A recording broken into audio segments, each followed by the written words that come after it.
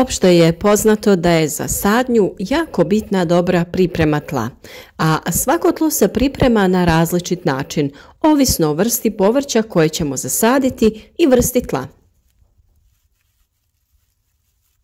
Sama priprema tla ne može početi ili ne bi trebala početi prije obavljanja analize pomoću koje možemo vidjeti što je potrebno dodati u tlo kako bismo poboljšali njegovu kvalitetu.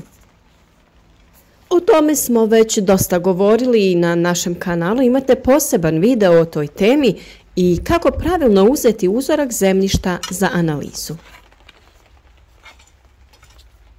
Za pripremu tla u povrtnjaku potrebno je ipak određeno znanje, a s obzirom da naš kanal prati i dosta osoba koje se tek počinju baviti uzgojem biljaka i onih koji uvijek žele naučiti nešto novo, sve što trebate znati o pripremi tla, čišćenju korova, važnosti pH vrijednosti i samoj pripremi tla u povrtnjaku poslušajte u nastavku ovog videa.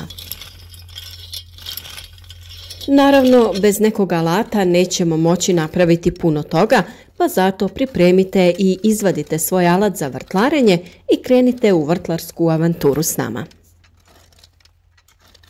Tokom pripreme tla prije sadnje bilo bi dobro znati o kojoj je vrsti tla riječ. U našim područjima najčešće vrste tla su ilovasto, glinasto i pjeskovito tlo. Ilovasto tlo je mrvičaste strukture te ga to čini najpogodnijim tlom za sadnju, dok je glinasto tlo najnepogodnije jer ima mali kapacitet za zrak. Nakon kiše se brzo stvara pokorica i teško se obrađuje. Zimi je ono grudaste teksture, a tokom ljeta je ljepljivo. Pjeskovito tlo je negdje između dobrog i lošeg tla. Ono je rahlo, ali jako brzo gubi vlagu. Povrću treba vlaga, a kvalitetna zemlja će zadržati tu vlagu koja mu je potrebna, dok će nepotrebni višak vode propustiti. Višak vode u tlu dovodi do slabijeg razvijanja korijena biljke, te korijen nakon nekog vremena počinje trunuti, što na koncu može rezultirati ugibanjem biljke. Prihvatljiva vlažnost tla je od 70 do 90%, a sve što prirodno fali tom tlu nadoknaditi ćemo gnojidbom. Jako je bitno da se držite i plodoreda u povrtnjaku jer ćete s tom mjerom spriječiti različite bolesti i štetnike da napadnu vaš povrtnjak. Za sijanje i sadnju birajte naravno sjeme i presadnice koje su deklarirane i kvalitetne. Već smo govorili o upotrebi malča i tlu koje se ispod malča ne treba obrađivati, nego se eventualno može samo malo isprobijati ovakvim alatom kako bi u dubinskim slojevima dobili prozračnost.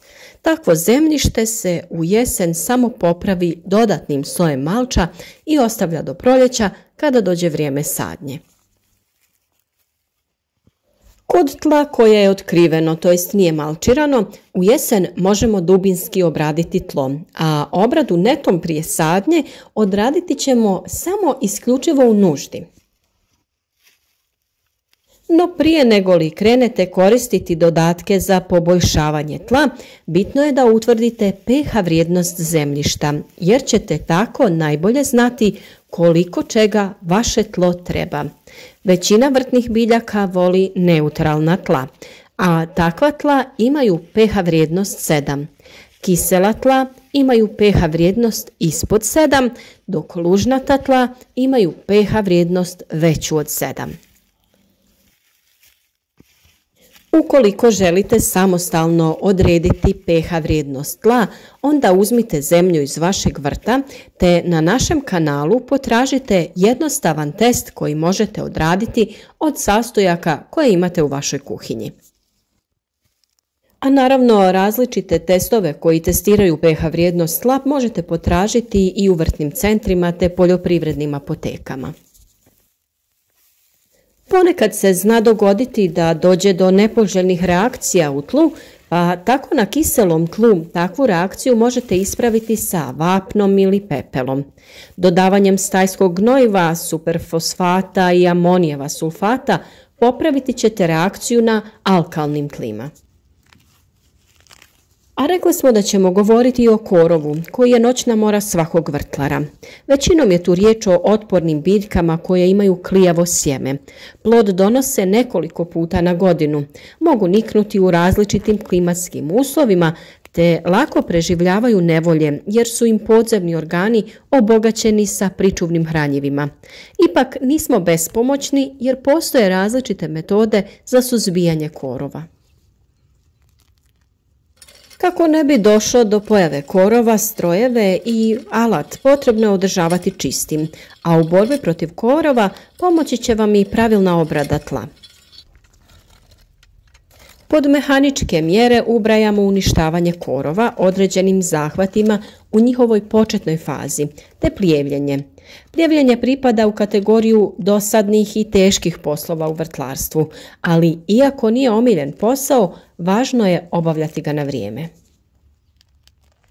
Najbolje vrijeme za plijevenje jeste dok je tlo vlažno, jer na suhom tlu nećete uspjeti puno napraviti.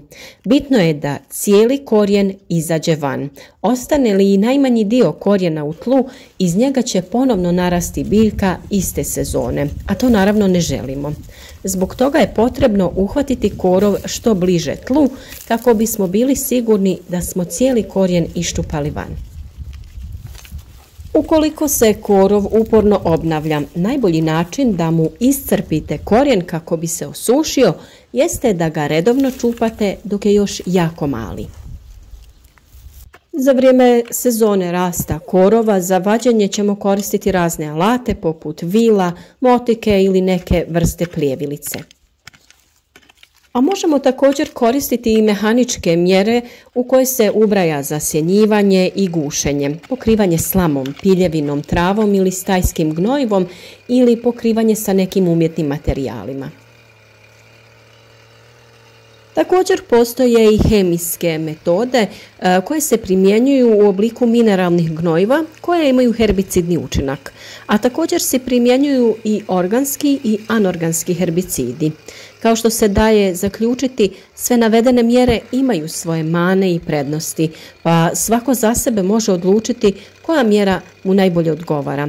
Najbolji savjet da se naoružate sa strpljenjem jer je za suzbijanje korova potrebno puno dobre volje i želje za radom. Kiša i snijeg za vrijeme jeseni i zime dodatno nabijaju tlo, pa ono postaje iznimno tvrdo i potrebno ga je duboko prekopati već u jesen. Zbog niskih temperatura i zamrzavanja tlo će se rahliti i neće ga biti potrebno usitnjavati. Kako bi tlo ostalo rahlo i vlažno cijele godine, potrebno ga je malčirati. Malčiranje je pokrivanje tla, odnosno stavljanje organske tvari koje nisu razgrađene oko biljaka koje već postoje, a može se stavljati i na potpuno prazno tlo. Obično se za malčiranje koristi sjeno, slama, lišće ili stelja. Organske tvari se stavljaju na tlo koje je već prethodno prekopano. Ako redovito primjenjujete malčiranje, tlo će ostati rahlo i vlažno cijele godine. S vremena na vrijeme bitno je ipak pregledati tlo jer se zna dogoditi da je na nekim mjestima sloj malča previše tanak. Vidjet ćete zemlju koja proviruje ispod njega, a kada se to dogodi, dodajte novi sloj malča. S pogleda biovrtlarstva oranje ima brojne nedostatke. Sloj humusa debeo je od 10 do 30 cm, a oranjem se preokreće zemlja na dubini od 30 do 50 cm. Osim što oranje razorno djeluje na sloj humusa, zapravo u cijelom tlu izaziva pravu katastrofu. Ruši se dom milijunima živih bića koji žive i grade taj humus. Oni moraju početi tražiti i stvarati idealno stanište iz početka. U gornjem sloju tla prebivaju aerobne, to jest zračne bakterije, a u donjem sloju anearobne. Dok se tlo prevrne, to poremeti biohemijski sastav tla. Aerobne bakterije zaoru se u zemlju, a anearobne završe gore, pa treba zemlji vremena da opet dođe u ravnotežu. Upravo ovim dobrim biološkim metodama u vrtu možemo postići ravnotežu, gdje će korisni organizmi sami držati populaciju nametnika pod kontrolom.